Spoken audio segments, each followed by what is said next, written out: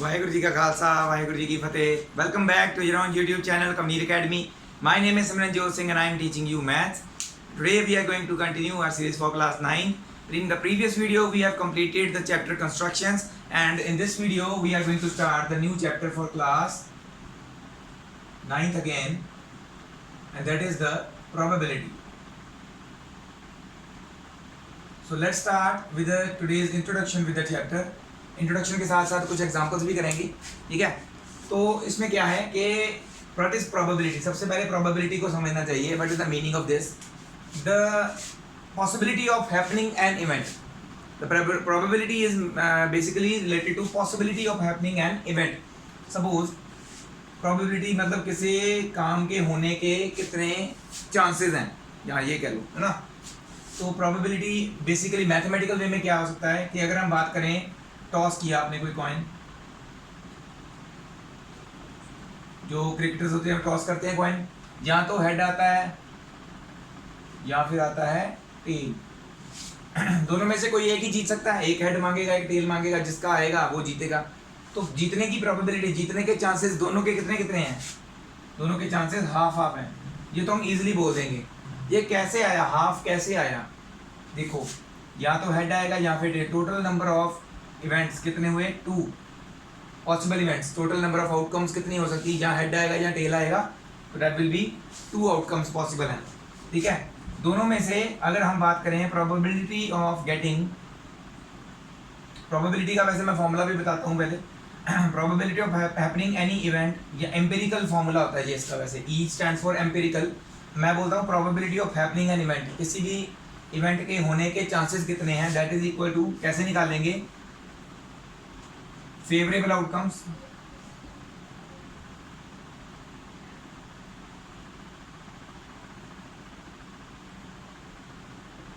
Divided by total number of outcomes.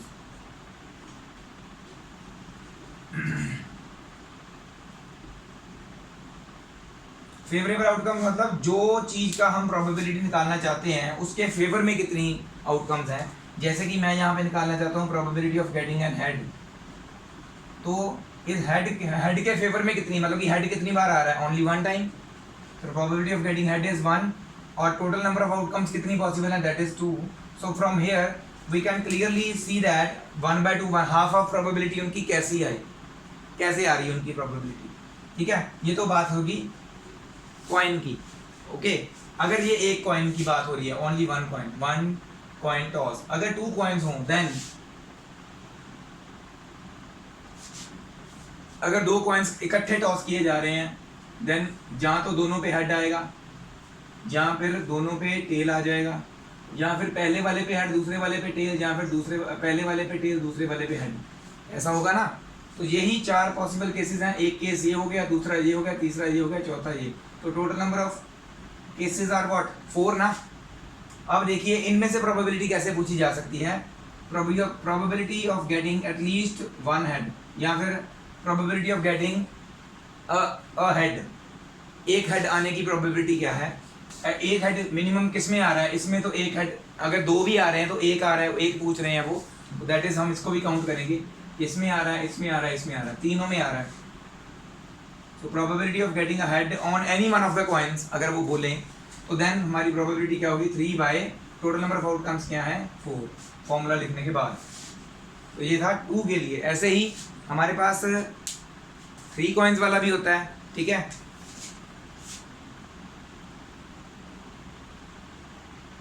अगर 3 coins हैं, then तीनों पे हेड, तीनों पे टेल, पहले 2 वाले पे हेड, तीसरे पे टेल, पहले 2 वालों में टेल, तीसरे वाले में हेड। सो एक एक इवेंट बन रहा है, एक इवेंट ये, एक इवेंट ये, एक। तो मतलब कि आउटकम्स कितनी पॉसिबल हैं। आगे देखिए और भी हो सकती हैं, या तो फिर हेड टेल हेड हो सकता है, या टेल हेड टेल हो सकता है, ठीक है। और हो सकती हैं 1 2 3 4 5 6। जैसे हेड टेल लिखा है, हम लिख सकते हैं ना हेड टेल टेल, और एक और लिख सकते हैं टेल हेड हेड। इसके बाद अगर और पॉसिबल केसेस हो सकते हैं तो चेक करने में टाइम वेस्ट करने की ज़रूरत नहीं है। हमने क्या करना होता है, हमारे पास जब 3 कॉइन्स हैं तो हम कैसे निकालते हैं कितने इसके मैक्सिमम केस होंगे? तो देखिए जब वन कॉइन है, ओनली वन कॉइन है, 2n हम निकालते हैं। नंबर ऑफ केसेस कैसे फाइंड आउट करते हैं? n क्या है? Number of coins. यहाँ पे जब कॉइन्स की बात हो रही 2n के हिसाब से निकालना है। अगर नंबर ऑफ कॉइन्स 1 है तो आप 2 करो तो दैट मीन्स 2 केस आएंगे, हेड और टेल 2 ही आए हमारे। यहाँ पे हमारे पास 2 नंबर ऑफ कॉइन्स 2 हैं तो हमारे पास 4 केस आए। यहाँ पे हमारे पास 2 कॉइन्स हैं तो वो होता है 8, तो हमारे पास टोटल 8 केसेस होंगे।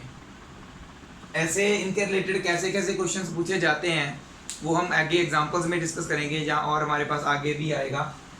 कॉइन्स हो गया, ऐसे ही हमारे पास जो होते हैं ना हमारे कार्ड्स होते हैं, प्लेइंग कार्ड्स है ना, वो भी यूज़ होंगे इसमें। और हमारे पास एक डाइस होती है, डाइस मतलब जो आप लूडो में खेलते हो ना, डाइस होती है हमारे पास, एक तरफ 1 होता है दूसरी तरफ 2 होता है, ऐसे होती है ना डाइस।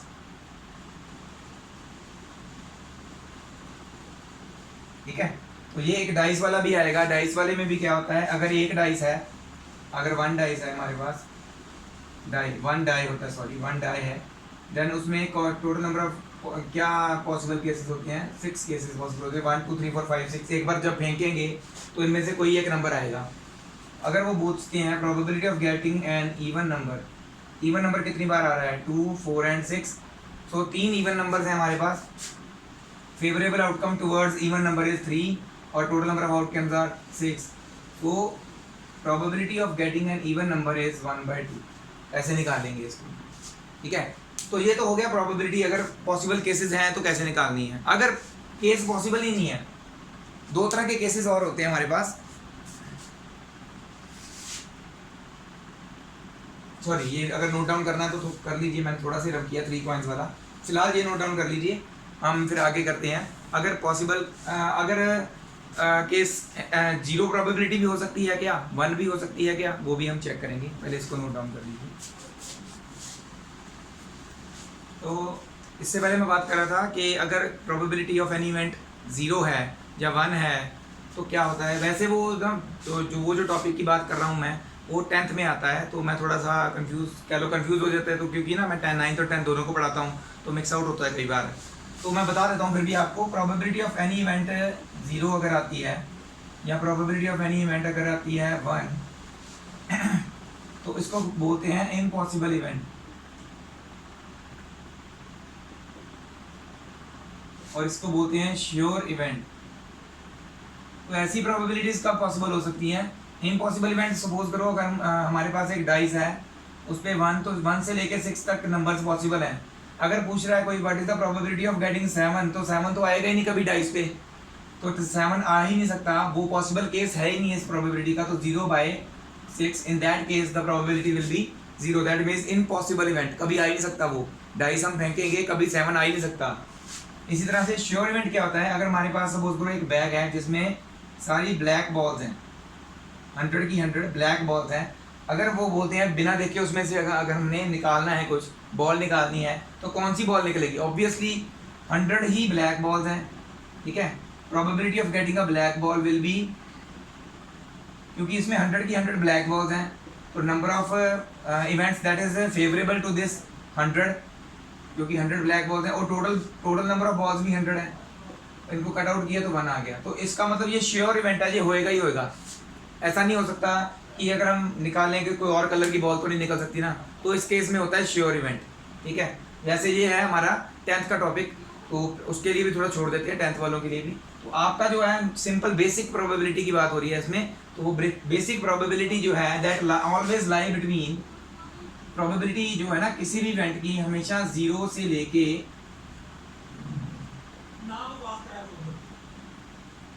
1 तक होगी। ठीक है, तो ऐसे केसेस में हमारा इम्पॉसिबल और श्योर इवेंट आपको पता चल जाएगा।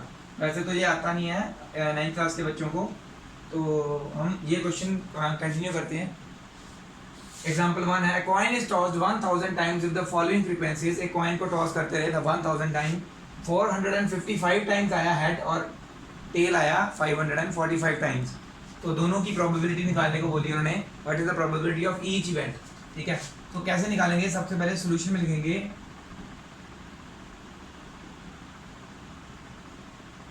टोटल आउटकम्स हमारी यहाँ पे क्या है 1000, उसमें क्या है हेड कितनी बार आया 455 एंड टेल कितनी बार आया 545 टाइम्स। तो प्रोबेबिलिटी का पहले फॉर्मूला लिखेंगे,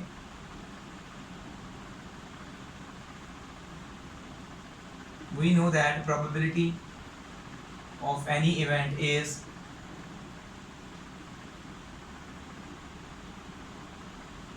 फेवरेबल आउटकम्स। ये हर बार लिखनी होती है, फॉर्मूला लिखना होता है जरूरी, एक क्वेश्चन में एक बार एटलीस्ट लिखना ही लिखना है, upon total number of outcomes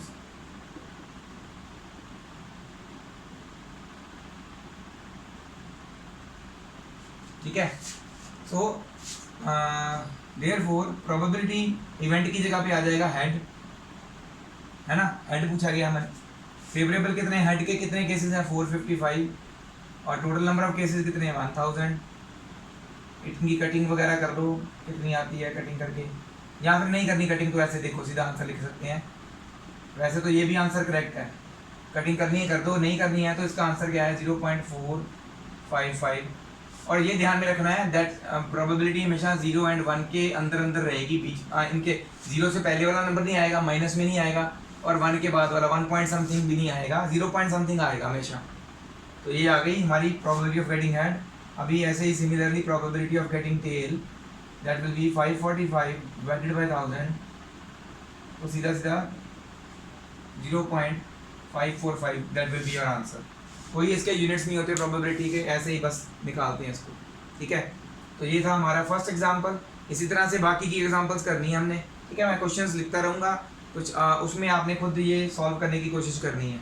9 examples हैं हमारे पास, तो 1 बाय 1 जो डिफिकल्ट वाली होगी थोड़ी डिफरेंट होगी, वो मैं आपको पूरी सॉल्व करके बताऊँगा। बाकी तो सिंपल ही है, सिंपल हमने क्या करना है favourable outcomes upon total number of outcomes, है तो वैसे सिंपल ही है। और धीरे धीरे थोड़े बहुत ना सम्स आगे डिफरेंट थोड़े बहुत डिफरेंट आते हैं, तो वो मैं आपको बताता रहूँगा साथ साथ में, ठीक है। इसे आप नोट डाउन कर लीजिए। सो नेक्स्ट हमारी एग्जांपल है फाइंड द प्रोबेबिलिटी, और नीचे क्वेश्चन थोड़ा सा रह गया लिखना, find the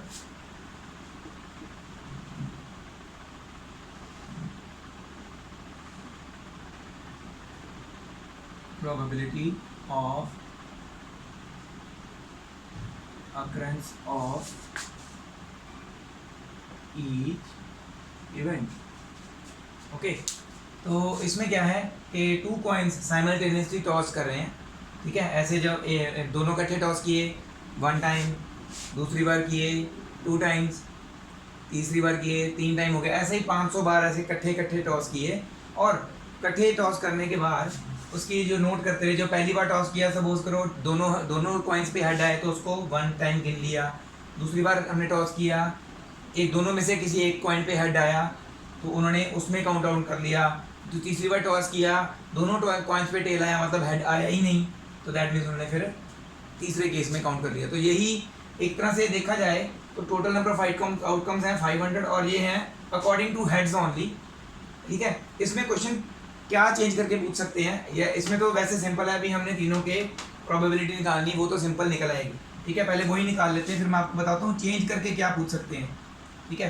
probability of getting 2 heads, पहले तो लिखें टोटल नंबर ऑफ आउटकम्स क्या है। टोटल आउटकम्स है हमारे पास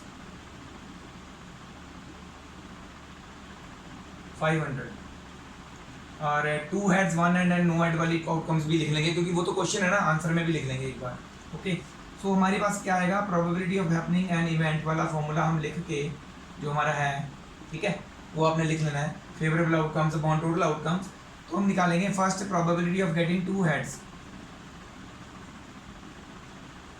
वो क्या है 105 है, 2 हेड्स का फेवर में जो आउटकम्स आ रही हैं divided by total outcomes are 500। So इसको अगर आप डिवाइड करना चाहें तो कैसे होगा, 5 पे कर दो पहले, 5 1 are 5 और 5 2 are 10, 5 1 are 5, so it will be 21/100। तो 100 तक मैं करता हूँ, आगे फिर जरूरत नहीं पड़ती करने की, 0.21 आ जाएगा। वैसे अगर आप कटिंग करके यहाँ तक भी छोड़ दोगे तब भी ठीक है, पॉइंट में नहीं निकालोगे तब भी चलेगा, पॉइंट्स में निकालना जरूरी नहीं होता वैसे, ठीक है। कटिंग मैक्सिमम टू मैक्सिमम कितनी कटिंग हो सकती है वो निकाल के छोड़ दो, आपका तब भी करेक्ट होगा। बट आगे कई क्वेश्चंस में क्या पूछते हैं कि हमें नेक्स्ट कटिंग नहीं करनी चाहिए, कितने पे छोड़ना चाहिए, वो भी मैं आपको बताऊंगा। Probability of getting one head is 275 divided by 500। इसको भी 5 के साथ करके छोड़ दो बस। 5 5 से 25, 5 5 से 25, 55 बाय 100। वैसे ये 5 पे आगे कट आउट हो रहा है बट नहीं करेंगे क्योंकि हमारे पास यहाँ से आंसर पॉइंट में सीधा सीधा आ रहा है। आगे probability of getting no head that is 120 by 500। वैसे कटिंग 0 के साथ मत ही करो, तो मैंने बोला ना जैसे आपको। तो it will be 5 2s are 10, 5 4s are 20, 5 1s are 5, so it will be 0.24। अगर आप ध्यान से देखें तो हमारे पास जो पॉसिबल जितने भी एक हेड्स के पॉसिबल आउटकम्स थे, अगर हम उनको ऐड करते हैं, probability of having an head 2 heads plus probability of having 1 head plus probability of having no head, ठीक है, वो क्या होगा, इनको ऐड करके देखो। 0.21 प्लस 0.55 प्लस 0.24, तीनों को ऐड करोगे अगर आप तो इट विल बी, देखो पहले करके, 5 4 9 1 10, 5 4 9 1 10, फिर से आ गया एक ऊपर 1.00, दैट मीन्स 1 आ रहा है। तो जितने भी पॉसिबल केसेस होते हैं ना एक तरह के, जैसे हेड्स के हैं या सिर्फ टेल्स के होंगे, तो उनकी प्रोबेबिलिटी आप देखोगे, सभी इवेंट्स की प्रोबेबिलिटी निकाल के हम जो इसको ऐड करेंगे तो 1 आएगा। ये तो हमने पॉइंट्स में निकाला है ना। कई बार क्या होता है पॉइंट्स में हमारा ये तो टर्मिनेटिंग आंसर आ रहा था इसलिए हमने पॉइंट्स में निकाल दिया।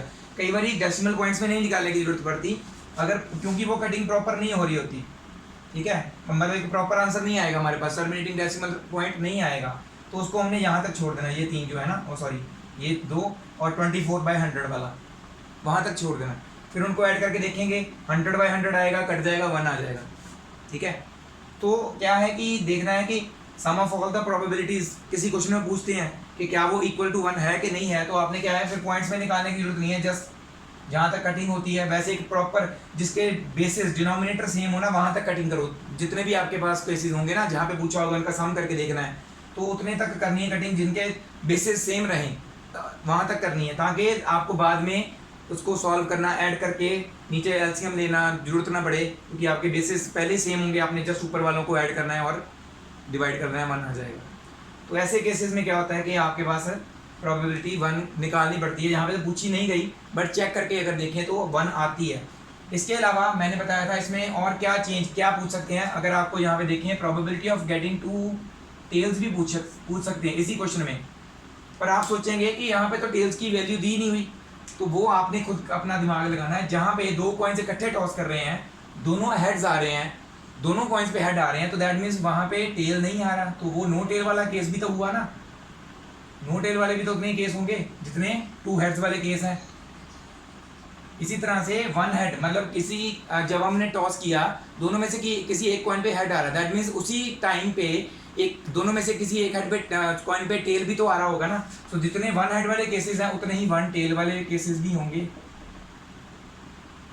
अगर दोनों कॉइन्स पे हेड नहीं आ रहा तो दैट मीन्स क्या आ रहा है, दोनों कॉइन्स पे टेल आ रहा है, 2 टेल्स आ रही हैं, तो 2 टेल्स कितनी बार आ रहे हैं, दैट इज 120। तो ऐसे अगर पूछेंगे 2 टेल्स वाला केस तो 120 वाला होगा वो, तो ये ध्यान में रखना है, ठीक है। इसे कर लीजिए note down. We will move on to the next example now. ये है हमारी एग्जांपल 3, इसके जैसी ही सेम एग्जांपल है हमारे पास आगे, एग्जांपल 4, ठीक है। तो वो जो आप खुद करेंगे सेम इसके जैसी, मैं आपको ये बता देता हूँ कैसे करना है। A die is thrown 1000 times. अच्छा कई बार ना जहाँ पे दिया नहीं होता कितने बार थ्रो किया, तो आपको ये टोटल केसेस तो दिए हुए ना, इनको ऐड करके आप देख लो टोटल आउटकम्स क्या है। तो कई बार टोटल आउटकम्स नहीं दिए होते तो जस्ट फ्रीक्वेंसीज जो दी गई है ना उनको ऐड कर लो, you will get the total outcomes, okay. तो यहाँ पे तो दिया हुआ 1000 टाइम्स, इसको ऐड करके देखो क्या 1000 बन भी रहा है, बनेगा obviously, with the frequencies of the outcomes 1 2 3 4 5 and 6 as given below. तो 1 कितनी बार आया, इतनी बार, 2 इतनी बार आया, 3 इतनी बार आया, 4 इतनी बार, 5 इतनी बार, 6 इतनी बार, ये बताया मैंने। अच्छा बच्चों को ना कई बार पूछते हैं what is the probability of getting 1, तो वो क्या करते हैं 1/179 कर देते हैं, ये नहीं होता। हमें 1 कितनी बार आया ये बताया गया, फेवर 1 के फेवर में इतनी आउटकम्स हैं, तो फेवरेबल आउटकम्स 179 है, तो डिवाइड बाय टोटल आउटकम्स हमारी 1000 है, तो 1/7 179 नहीं होगा। तो बच्चे कई गलती करते हैं, ये इनको जस्ट डिवाइड ऐसे ही लिख देते हैं, 1 कितनी बार आया 1/72, 2/150 लिख देते हैं, ये गलत है। ठीक है, 2 कितनी बार आया, दैट इज गिवन 150 टाइम्स आया, आउट ऑफ 1000 टाइम्स में से इतनी बार आया वो, तो 150/1000 आएगा उसमें, अगर 2 पूछा जाएगा। तो इसमें क्या है, हमें पूछा गया है इसमें, find the probability of getting each event, find the probability of getting each event. अच्छा, अगर ऐसे बोलते हैं ना ईच इवेंट, तो सभी की निकालनी है, दैट मीन्स प्रोबेबिलिटी का फॉर्मूला लिख लेना आपने, प्रोबेबिलिटी ऑफ 1 नहीं लिखना, फिर आपने लिखना गेटिंग 1, ऐसे लिख लो, प्रोफेशनल सा लग रहा है, भी आपको समझ में आ रहा है। प्रोबेबिलिटी ऑफ गेटिंग 1 क्या, 1 कितनी बार आ रहा है 179 times, divide by total times कितना है 1000, ऐसे ही बाकी की भी निकालनी है आप 6 तक, प्रोबेबिलिटी ऑफ गेटिंग 6 ऐसे निकालनी, मतलब सारी की सारी। ठीक है, तो ये मैंने आपको प्रोबेबिलिटी का फॉर्मूला लिखना जरूरी है, एक क्वेश्चन में एक बार लिखना बहुत जरूरी है, उसके नंबर होते हैं, उसके बाद ये लिखना आपने सारे, जैसे मैंने फर्स्ट का निकाला है 2 3 4 5 एंड 6 के निकालना। ठीक है, इसी के जैसा सेम एक सम जो है नेक्स्ट एग्जांपल, वो मैं आपको एग्जांपल लिख दूंगा, करना आपने खुद है। ओके, ये कर लीजिए नोट डाउन, ये है आपकी example 4। On one of the page of telephone directory, there was 200 telephone numbers. The frequency distribution of their unit place digits is given below. तो क्या है कि एक टेलीफोन डायरेक्टरी का एक पेज देखा, उस पर 200 नंबर ऑफ नंबर्स लिखे हुए थे, जिनके यूनिट प्लेसेस क्या थे। यूनिट प्लेसेस ऑब्वियसली 0 1 2 3 4 5 6 7 8 9 तक हो सकते हैं। ठीक है, हर एक नंबर का यूनिट प्लेस डिजिट जो है वो देखा उन्होंने, भी 0 कितनी बार आ रहा है किस नंबर पे, 22 टाइम्स आ रहा है, और 1 जो है यूनिट प्लेस डिजिट पे कितने नंबर्स पे आ रहा है, that is 26 times, and so on 9 तक उन्होंने देखा कि कौन कौन से नंबर्स के एंड वाले डिजिट्स जो हैं that are with this frequencies. तो आप इनको टोटल करके देख सकते हैं, that will be 200। Okay, without looking at the page की तरफ देखे बिना, the pencil is placed on one of these numbers, जो नंबर्स थे हमारे पास 200, उनमें से किसी एक नंबर के ऊपर पेंसिल रखी गई। What is the probability that the digit in its unit place is 6। तो एक इतना बड़ा क्वेश्चन करना क्या है, सिर्फ इतना सा कि उन्होंने पूछा है कि जो नंबर जो है उसके ऐसे ही पेंसिल आँख बंद करके रखी, तो कौन से नंबर पे वो रखी गई, वो क्या चांसेस हैं कि जो नंबर पे वो रखी गई वो उसका यूनिट प्लेस जो होगा वो 6 होगा। तो 6 की फ्रीक्वेंसी क्या है, दैट इज 14। ठीक है, जिनके यूनिट प्लेस में, जिन नंबर्स के यूनिट प्लेस में 6 है, दैट कम्स 14 टाइम्स। तो टोटल नंबर ऑफ जो हमारे पास टेलीफोन्स हैं that are 200। So probability of getting 6 is equals to 14/200। बस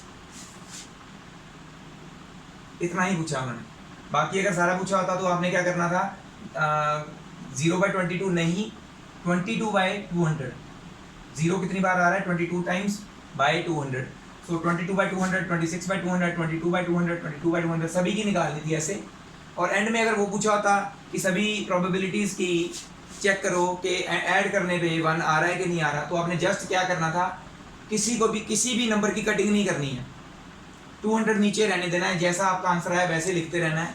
ठीक है, सभी को ऐड करना इजी हो जाएगा जब सभी का डिनोमिनेटर 200 होगा, तो जस्ट ऊपर वालों को ऐड करेंगे आप, इसका 200 बनेगा ही बनेगा, 200/200 1 आ जाता है। अगर वो पूछा होता तो पेपर में पूछते हैं चार प्रोबेबिलिटीज पूछ के ना, या 3 प्रोबेबिलिटीज पूछ के एक नंबर का वो सम वाला पूछ लेते हैं, जो बच्चे ध्यान ही नहीं देते। तो 4 नंबर का जो क्वेश्चन होता है उसको 3 नंबर में करके छोड़ देते हैं, 1 नंबर गवा देते हैं। सिंपल सी एक चीज़ जो पूछी होती है उसको पढ़ते नहीं है, नीचे लिख दिया होता है कई बार। ओके, सो इसे आपने करना है। नेक्स्ट हम एग्जांपल करते हैं। ओके, इसे आप कर लीजिए नोट डाउन। सो ये है हमारी next 2 examples, example 5 and example 6। समझने वाली सिर्फ बात है, कर आप खुद ही लेंगे, मैं आपको बताता हूँ कैसे। The record of weather station shows that out of past 250 consecutive days it's weather forecast were correct 125 times. So correct कितनी बार है, सोल्यूशन में आप लिखेंगे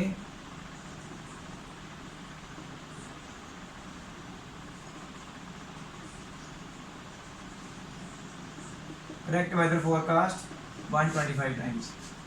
तो टोटल टाइम्स ऑफ फोरकास्ट कितने डेज का है,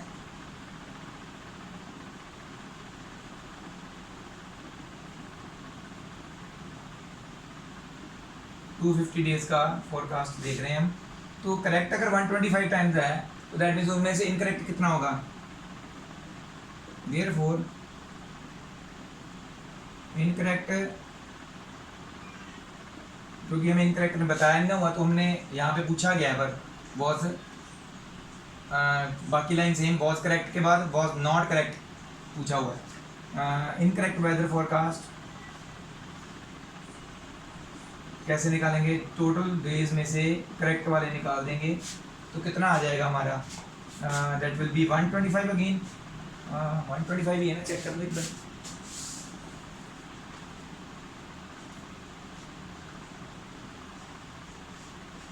या 125 तो ये है, विल बी 175 डेज, ठीक है। तो उन्होंने पूछा what is the probability of that it was correct on that day, probability correct, probability आप ऐसे निकालें, प्रोबेबिलिटी करेक्ट फोरकास्ट। इसी तरह से प्रोबेबिलिटी ऑफ इनकरेक्ट फोरकास्ट भी आपने निकालनी है, दोनों की पूछी है उन्होंने, फर्स्ट में करेक्ट की, दूसरे में इनकरेक्ट की पूछी हुई है, दोनों निकालनी है। अब आ जाइए इसमें, a tyre manufacturing company kept record of the distance covered before a tyre needed to be replaced, a table below shows 1000 cases. तो टोटल केसेस तो हमें पता चल गया दैट आर 1000, ठीक है। तो इनको ऐड करके भी देख लोगे आप 1000 बनेगा। तो उन्होंने देखा, एक रिकॉर्ड दिया है, लेस देन 4000 किलोमीटर कुछ टायर रिप्लेस हुए हैं, वो कितने हैं, 20 टायर जो हैं वो 4000 किलोमीटर चलने से पहले ही रिप्लेस कर दिए गए, दैट मीन्स उनकी कंडीशन खराब हो गई थी। 4000 से लेके 9000 किलोमीटर के बीच में इतने टायर चेंज कर दिए गए, 9001 से लेके 14000 तक के इतने टायर चेंज कर दिए गए, किलोमीटर की बात करें, और 14000 से भी ज़्यादा किलोमीटर चल के उसके बाद चेंज हुए वो इतने टायर्स चेंज हुए, 445। तो if you buy a tyre from this company, आप अगर इस कंपनी से टायर बाय करते हो, what is the probability that it will need to be replaced before 4000 kilometre, 4000 kilometre से पहले रिप्लेस करना पड़ेगा, उसकी प्रोबेबिलिटी क्या है, लेस देन 4000 किलोमीटर, यही केस है, 20/1000 आ जाएगा, फर्स्ट केस तो बहुत ईजी है। Then next, probability that it will last more than 9000 kilometre, 9000 kilometre से ज़्यादा चल सकता है, उसकी प्रोबेबिलिटी क्या है, 9000 तक की प्रोबेबिलिटी यहाँ तक दी हुई है, 210 या 20 से पहले वाली, 9000 तक की ये दी हुई है, 9000 से ज़्यादा वाली ये दोनों हैं। तो प्रोबेबिलिटी पहले तो हम निकालेंगे सेकंड के लिए, tyre will last more than 9000 kilometre के केसेस क्या हैं, 325 प्लस 455, दोनों को ऐड करेंगे, 445, ठीक है। तो ये आ जाएगा आपका 760 और 770, तो 770 केसेस होंगे जिनमें पॉसिबिलिटी है कि ये 9000 से ज़्यादा चलेगा, क्योंकि ज़्यादा वाले तो दोनों केसेस है ना, 14000 वाला भी तो 9000 से ज़्यादा ही है, तो दोनों को ऐड किया हमने, ठीक है। अगर तीसरा केस आता है हमारे पास, it will need to be replaced between 4000 and 14000, 4000 लेके 40000 के बीच में कहीं पे रिप्लेस करने की अगर जरूरत पड़ती है, 4000 के पहले वाले केसेस छोड़ देने हैं, 4000 के आगे वाले छोड़ देने हैं, बीच में कौन से केसेस हैं, ये दोनों, तो इन दोनों को ऐड करके, जैसे हमने इनको किया ना, इन दोनों को ऐड करके probability that it will last between more than 9000 वाली निकालनी हमने, 770/1000 होगा। और इस तरह से अगर वो पूछी है बिटवीन 4000 एंड 14000 वाली हम निकालेंगे प्रोबेबिलिटी दैट विल बी, इन दोनों को ऐड करके डिवाइड बाय 1000।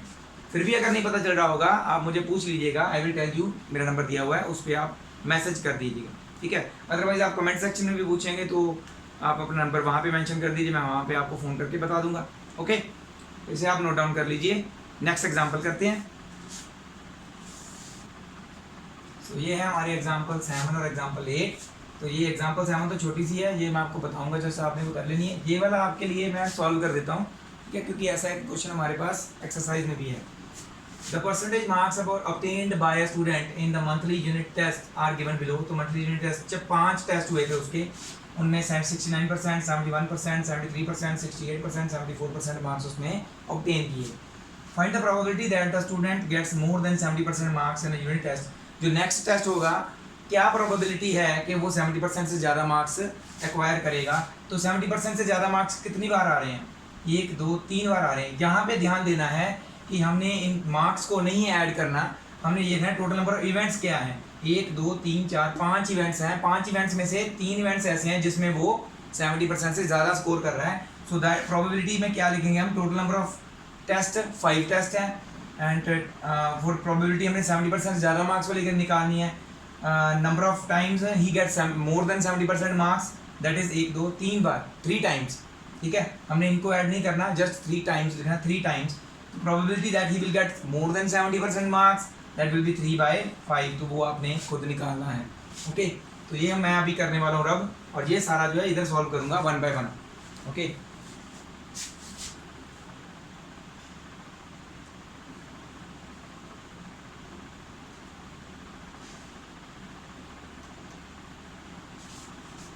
तो ये क्या है, ये है एक इंश्योरेंस कंपनी है जिसने 2000 ड्राइवर्स को ऐसे रैंडमली सिलेक्ट किया, उनकी इंफॉर्मेशन निकाली कि वो एक साल में कितने एक्सीडेंट कर देते हैं या हो जाते हैं उनसे। 0 एक्सीडेंट 18 से, on the basis of their age, पहले उनकी एज पूछी, फिर उनके नंबर ऑफ एक्सीडेंट्स पूछे, तो 2000 टोटल, ये सभी को टोटल करेंगे ना आप, तो ये टोटल 2000 ड्राइवर्स होंगे। ओके, तो 18 to 29 के एज के बीच में 0 एक्सीडेंट करने वाले एक साल में 440 बंदे हैं, 1 एक्सीडेंट करने वाले 160 हैं, 2 एक्सीडेंट करने वाले इतने हैं, 3 करने वाले इतने, 3 से ज़्यादा करने वाले इतने, ऐसे सभी की इंफॉर्मेशन दी हुई है। Being 18 to 29 years of age and having exactly 3 accidents in 1 year, probability निकालनी हमने 18 से 29 की एज का है और 3 एक्सीडेंट्स से एग्जैक्टली 3 एक्सीडेंट्स किए हैं इन 1 ईयर, तो उसकी प्रोबेबिलिटी क्या होगी। फर्स्ट सबसे पहले हम लिखेंगे टोटल नंबर ऑफ ड्राइवर्स या टोटल नंबर ऑफ आउटकम्स हम बोल सकते हैं, that are 2000।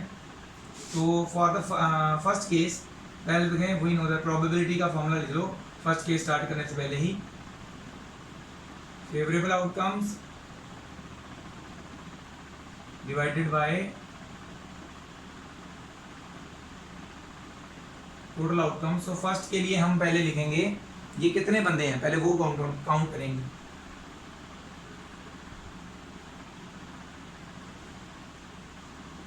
Being 18 to 29 years of age and क्या है, having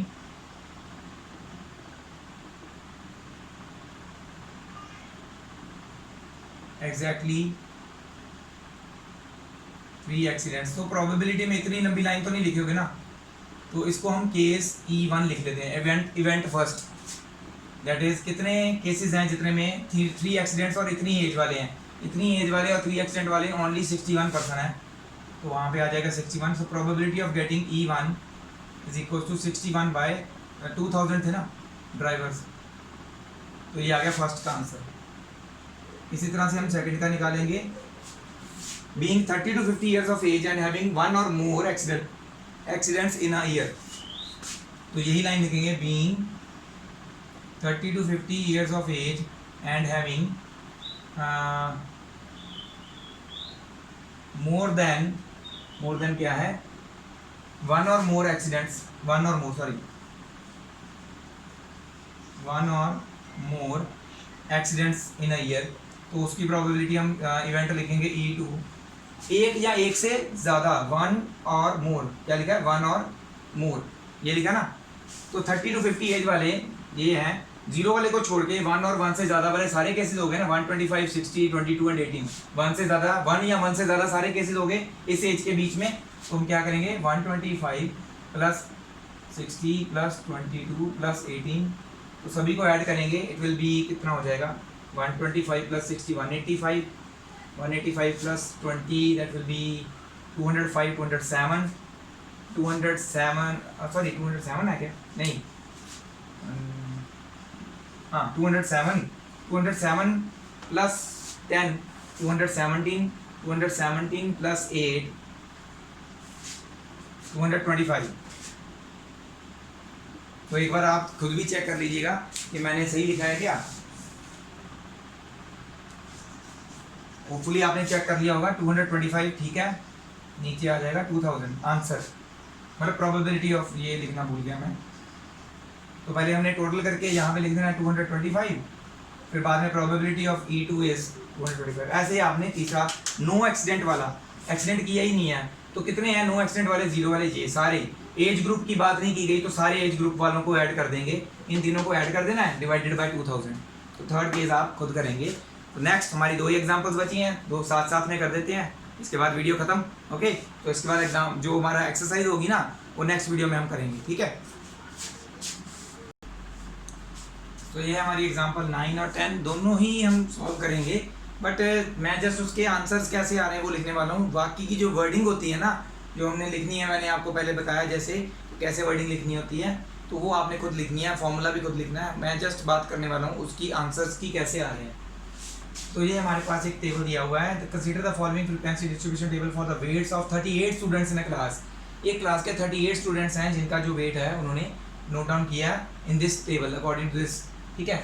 31 से 35 kg के स्टूडेंट्स 9 हैं, इतने के बीच में। ऐसे ही उन्होंने 71 से 75 kg के बीच में एक ही स्टूडेंट है, 66 टू 70 kg के बीच में एक ही स्टूडेंट है। तो ऐसे उन्होंने रिकॉर्ड कर दिया। Find the probability that the weight of a student or in the class lies between 46 and 50। 46 and 50 के बीच में कितने स्टूडेंट्स के वेट्स लाई कर रहे हैं, 3। तो प्रोबेबिलिटी क्या होगी इस वैसे तो हम पहले लिखेंगे द प्रोबेबिलिटी द वेट्स, ये वाली लाइन लिखेंगे, the weights of the students of the class in that lies between 46 to 50 is 3 students है ना हमारे पास। तो ये लाइन हम आंसर में लिखेंगे। उसके आगे लिखेंगे जहाँ पे हम लिखते हैं ना प्रोबेबिलिटी इवेंट 1, क्योंकि हमने दोबारा ये बड़ी लाइन नहीं लिखना चाहते, E1 लिख लेंगे प्रोबेबिलिटी ऑफ इवेंट 1। दोबारा बड़ी लाइन लिखने की बजाय E1 लिख दिया इसको मैंने। That will be 3 by total students are 38। तो that will be your answer for this. Give 2 events in this context, one having 0 probability and the other having 1 probability। मैं probability को prob भी लिख देता हूँ, तो आपने ध्यान रखना है। हमने कुछ ऐसे इवेंट्स बताने हैं इस डाटा से जिसकी probability 0 हो सकती है। तो हम देखते हैं कौन से चीज़ की probability 0 हो सकती है। 30 के पहले वाले या 30 वाला कोई नहीं है। द नंबर ऑफ स्टूडेंट्स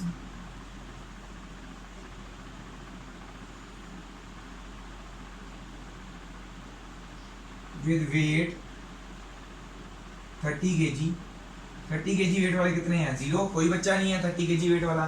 तो प्रोबेबिलिटी इसको भी हम इवेंट लिख लेंगे एक, 30 kg वाले को भी E2 लिख लेते हैं इवेंट हमारा। Probability of this event will be 0/38। तो दैट मीन्स मी ऐसे कोई भी केस ले सकते हो आप, 30 वाला ले लो या फिर 75 से ज़्यादा वाला ले लो, 35.5 वाला ले लो, कोई भी केस ले सकते हो जो मतलब कि इसमें नहीं दिया हुआ, तो वो उसका अपने आप ही 0 आ जाएगा, प्रोबेबिलिटी आ जाएगी।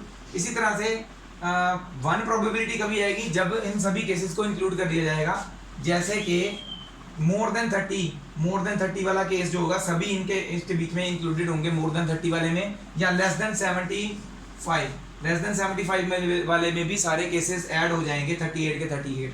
तो वो केस में आप लिखना है number of students with more than 30 kg, that will B E3। तो सभी को यहाँ पे 9 + 5 + 14 + 3 + 1 + 2 + 2 + 2 + 1 + 1 सभी को ऐड करके आपने लिखना है इक्वल टू 38। तो फिर प्रोबेबिलिटी ऑफ E3 इज 38/38, आपका अपने आप ही वो 1 आ जाएगा। वो आपने खुद करना है लास्ट वाला, एक चीज़ मैंने छोड़ी है इसमें से। ओके, अब इसको मैं करने वाला हूँ रब, और ये वाला यहाँ पे थोड़ा सा यहाँ पे सॉल्व करेंगे, हो सकता है यहीं पे हो जाए, बट रब कर देते हैं इसको।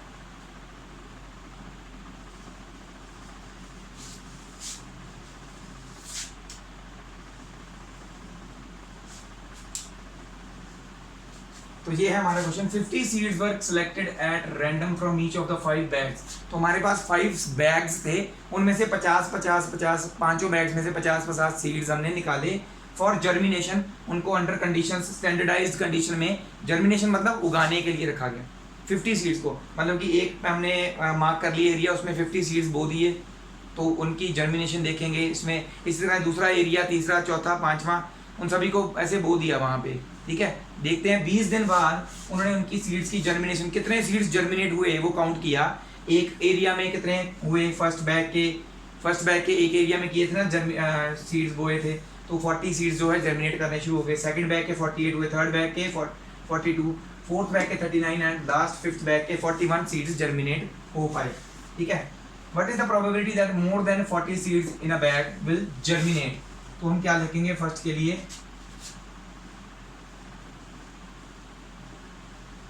मोर देन 40 सीड्स इन अ बैग, कितने बैग्स में 40 से ज़्यादा सीड्स जो है जर्मिनेट हुए? 40 से ज़्यादा, 40 वाला नहीं इंक्लूड करना, 40 से ये वाला नहीं इंक्लूड करेंगे, इस बैग में हुए, इसमें हुए और इसमें, टोटल 3 बैग्स में हुए 40 से ज़्यादा सीड्स जर्मिनेट। टोटल बैग्स कितने हैं?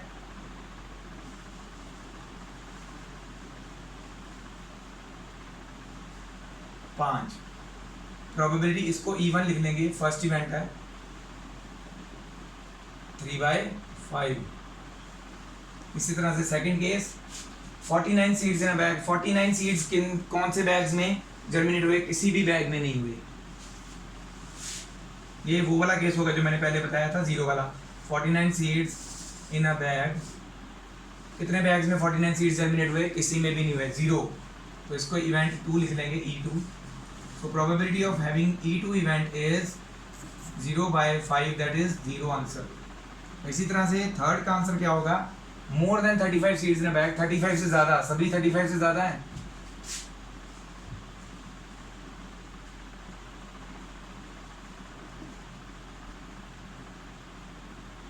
पांचों बैग में 35 से ज़्यादा हुए, तो ये हमारा E3 इवेंट है।